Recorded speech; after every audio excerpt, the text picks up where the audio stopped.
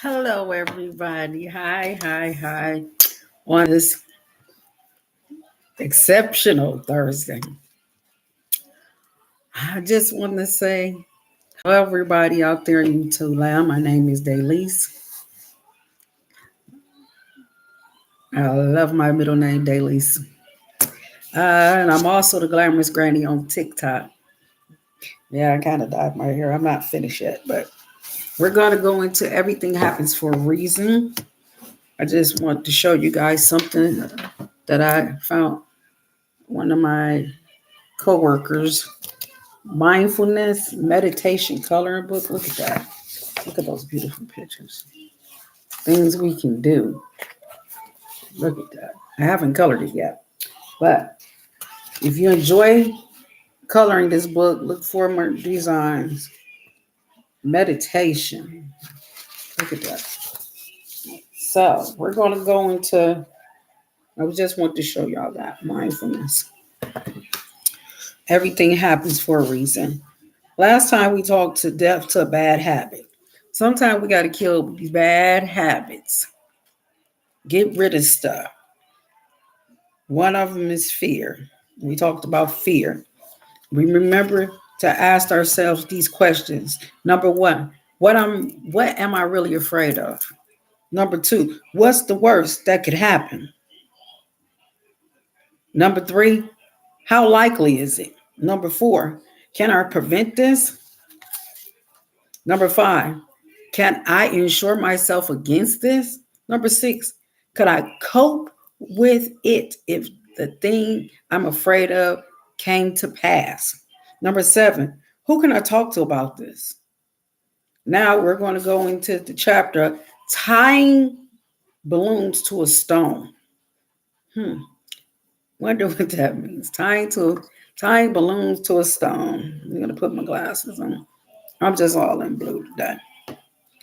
For reason number four, to bring you to a place where you can feel forgiveness. Let's talk about forgiveness, guys. Forgiveness. Screw more forgiveness, right? So you don't forgive the people in your life who've hurt you. So what? Who cares? Why should this be a big deal? Well, let me tell you about a couple I was working with. I'm going to take my glasses off to read this. Now, they've been married for 14 years.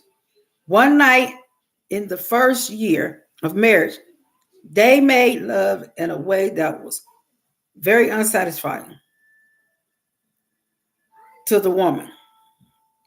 It was late. They were both tired. She admitted was in a bad mood. And the previous time they made love, it hadn't been so great for her either. So that night she said something to her husband about his being a lousy lover with a small, you don't have much to work with. You don't have much with it. Words that affect. She didn't really mean it, but she said it. Be careful what you say to people if you don't mean it. Naturally, he was very hurt. He was very particularly hurt because there was some truth to what his wife had said. He knew that she intended to hurt him. He could never forgive her. His old spontaneous desire to make love to her evaporated. They almost never had sex unless she initiated it. So she stopped feeling that he desired her. And he really did stop desiring her. The way she stopped wanting to put her hands on a hot stove. Unforgiveness ate away their love like termites on a house twig. Let me get right to the diagnostic questions. Do you think about a lot about some of the ways you've been hurt, about disappointment you've suffered in the past? Do you ever get angry a lot, or have you been holding on to your anger for a long time? Is feeling guilty very much an issue for you? Hmm. Do you spend time having if only fantasy? If only I did this, if only I did that, where you think about how your life would be different now if you or someone else had done things differently in the past? Do you often feel envious? In some important way, do you not feel safe and secure in your own life? If you answer yes to three or more of these questions, then the reason you went through what you did was for you to get what you needed to forgive yourself or someone else. Really forgive, not just say the words. The forgiveness that has eluded you is now possible. If this applies to you, you've been given a real gift. You see, not being able to forgive wouldn't be such a big deal if you were like an old debt. You know, someone from a million years ago borrowed $100 from you. You lost track of that person. And yeah, you lost track of, you remember the debt. You like your money back, but it doesn't cost you anything to carry that memory around with you in the back of your mind. There are no feelings attached to it. But the inability to forgive is like it's like that. It's a poison.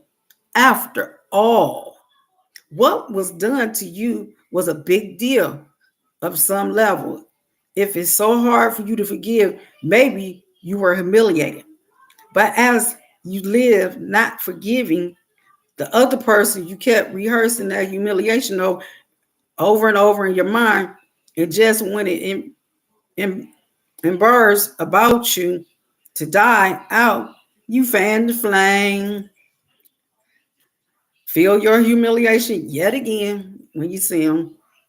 So you're drinking the poison of humiliation. Maybe the other person did something that betrayed a trust. Not like someone terrified of being hurt. You search for way you're vulnerable and add up your fears like a misery counting his coin, a miser counting his coin. All this does is force you to think about how insecure you are. And so you poison yourself with fear. It's it poisons you just as much as if most of the time it simmers outside of your awareness. You know that because of the heat it brings every time it resurfaces. Every time you see that person, you like, I know they owe me money, but I'm trying to forgive them for that. No one intends to be unforgiving in our society. It's more something we feel we can't help than something we're proud of. But that's the point. It really does seem like something we can't help. Can you help it? We just stuck with it, like someone with an abscess tooth. No dentist provided relief, but don't imagine only how painful that would be. Imagine how you wouldn't be able to live a normal life with such a toothache. That's what happens when we're stuck, unable to forgive someone else, or when we can't forgive ourselves. Don't get stuck out there, y'all. Mm-mm. Learn to forgive because life goes on. Those people going on, they ain't thought no more about them owing you money when you help them out. So what you do? Sit there, man. Every time I see them, this is what I'm gonna do. We see this every time we open the newspaper these days. Almost every troubled part of the world is a place where violence feeds on unforgiveness. The cycle of violence is utterly dependent on the inability to forgive. Our world is deformed by unforgiveness. I'm just going to read that beginning. Forgiveness. Remember, forgiveness is freedom. Remember to ask yourself, let's ask these questions. Do you think a lot about some of the ways you've been hurt about or about disappointments you suffered in the past. Do you think about it? Sometimes, but I don't. Why dwell on it? Because you can't go in the past and change something. It's only what's in the present. Do you get angry a lot, or have you been holding on to your anger for a long time? That's another question. Is feeling guilty very much an issue for you? Is that do you feel guilty about something? Do you spend time having, if only did this with that person, if only I did that? Fantasies where you think about how your life would be different now if you're or someone else had done something different in the past. You can't change the past.